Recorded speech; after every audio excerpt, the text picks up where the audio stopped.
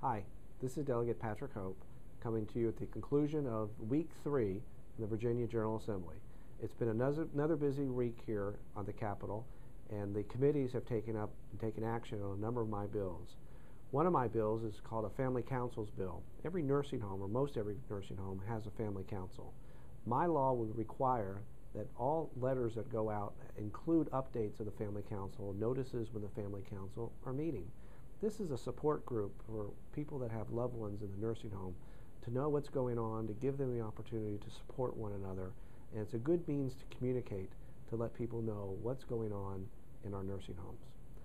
Another bill that saw action is very important to me, but was unfortunately defeated, was to ban all weapons in the Virginia General Assembly and to screen everyone who walks through the door. The current practice is pretty much anyone can come into the Virginia General Assembly and the General Assembly building in our Capitol without being screened and without making sure that they don't have weapons. This is something that troubles me greatly, and I know it troubles you.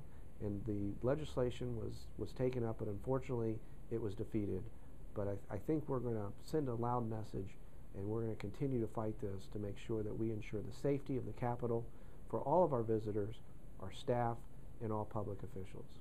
Another bill that was heard today, as a matter of fact, was the banning the shackling of women who are in labor, who are in our prisons, in our state prisons and jails.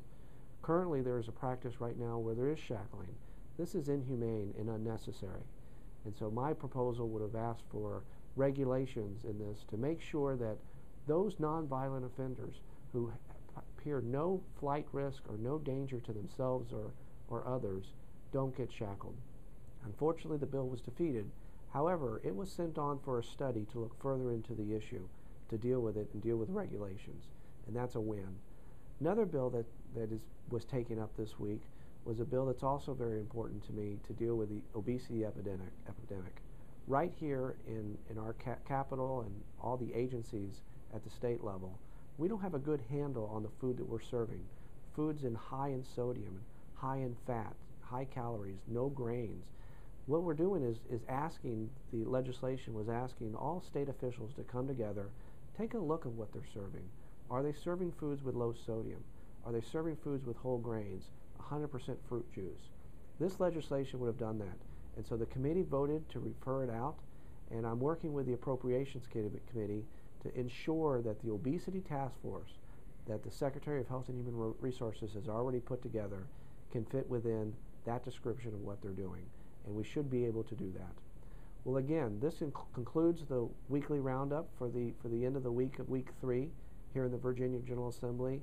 Please take a look at my website for any further updates, or also contact me through my website at www.hopeforvirginia.org. Thank you for listening, and I'll see you next week.